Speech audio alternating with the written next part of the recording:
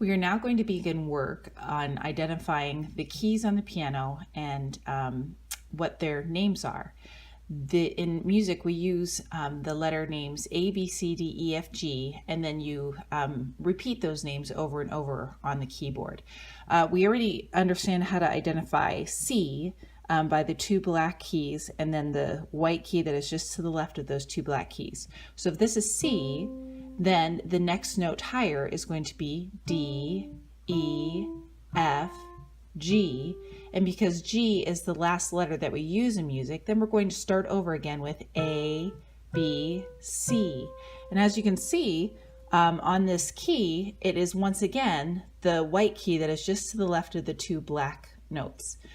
So if you have a full-size keyboard, the very first key on your piano would be an A, but if you have a different size keyboard, I guess my assignment to you this week would be to figure out what the first key is on your keyboard and let me know. And the way that you'll be able to figure that out is through the patterns on the black keys. So first, what I'd like you to do is put your second, third, and fourth finger on the groups of 3 black keys and go ahead and play all of those black keys, identify them, and play all of them down your piano. And then you'll do the same with your right hand going up your piano. Because again, these black keys are going to be essential in identifying all of the white keys on the piano. So then, of course, we also have our groups of 2 black keys. So go ahead and play all of the groups of 2 black keys on the piano to make sure you understand where they all are. And then we're going to go ahead and start understanding how we can now identify the white keys because of where the black keys are situated. On page 34 of your manual, they introduce how to find C and F on your piano. And so our C, again, is the first white key to the left of the 2 black notes. And then our F is located as the first white key that is to the left of the 3 black notes. So here is our F. So here's C and F. I want you to now go ahead and play and name all of the C's on your keyboard, starting to the very left of your keyboard. And so you would play each C, which is located to the left of the 2 black keys. And then this very top note would be C again, because it would follow the pattern of C, D, E, F, G, A, B, C. Now, after you've done that with the C's and the F's, the next thing I want you to practice is what we call the octave stretch. It's whenever you take your thumb and have it placed on one C, and then your pinky is then placed on the C that is an octave or 8 notes higher than the C that your thumb is playing. You want to get used to this octave stretch. You can play one note at a time and getting a feel for how that is, as well as playing them simultaneously. Especially in hymn playing, you're going to find a lot of octave stretches with the chords that are found in the songs. So once you play all of the C's and F's individually, then I'm going to want you to do the same thing with the F's, playing that octave stretch. So again, the F is found, 3 black keys just to the left of it. And then go ahead and practice playing that octave stretch with both the left and the right hands.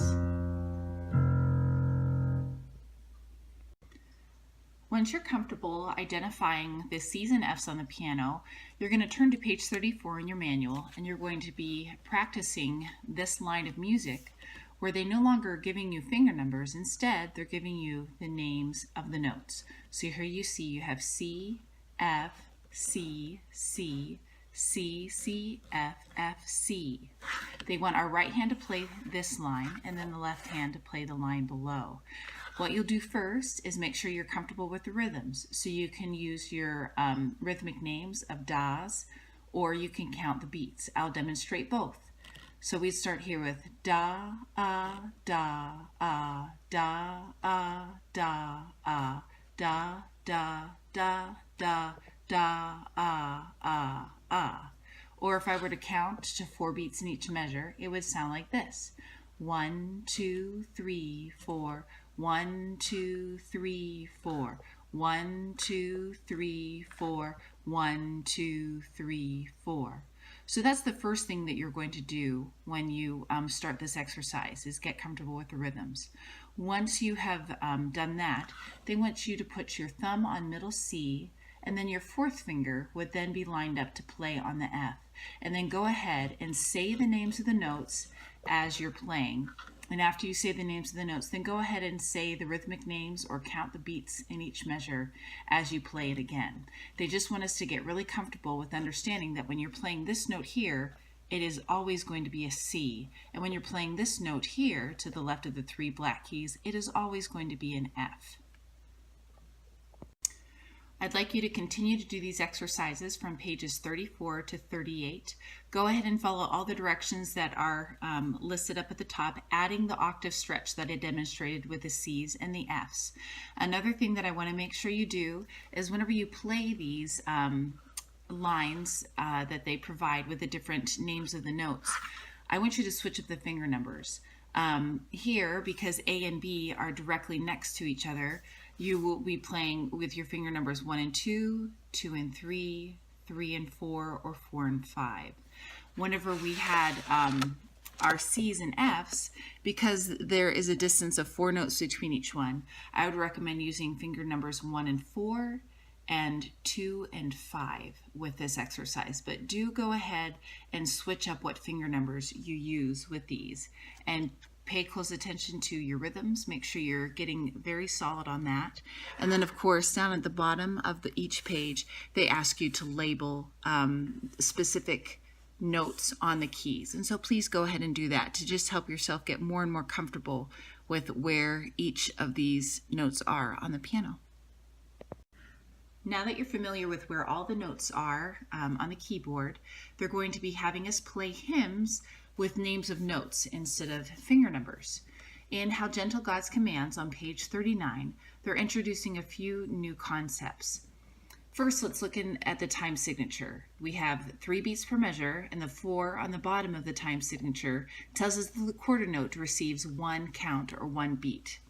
But you'll notice that in this first measure, there is only 1 beat. This note here is called a pickup note.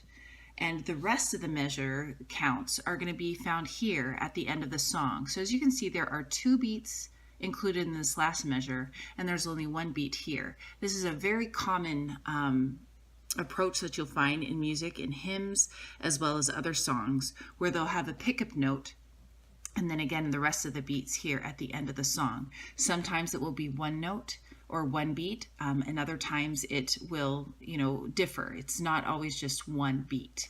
So the way that I would count this then with the beats of the measure is I would then start with beat 3 and then go on saying the beats.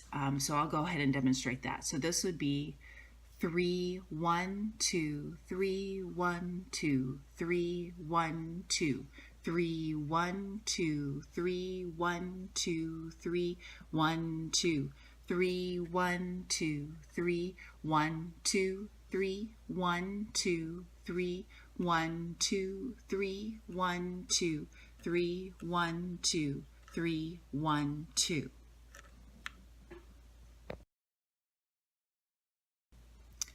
Another thing that this hymn is introducing us to is these lines here, which in music are called slurs or legato lines.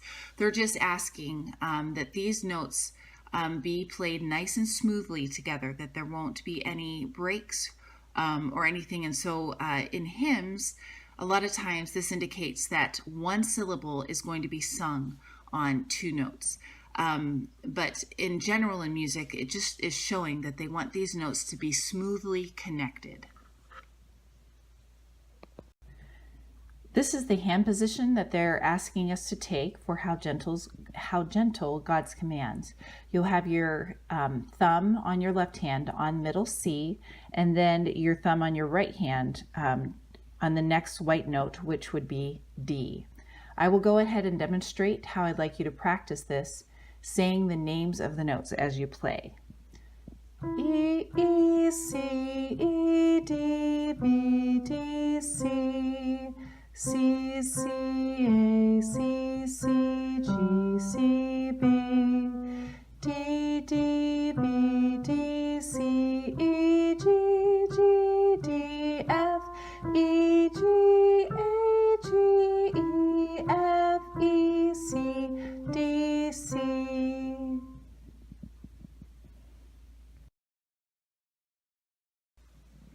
On page 40, we're going to be learning God loved us, so he sent his son.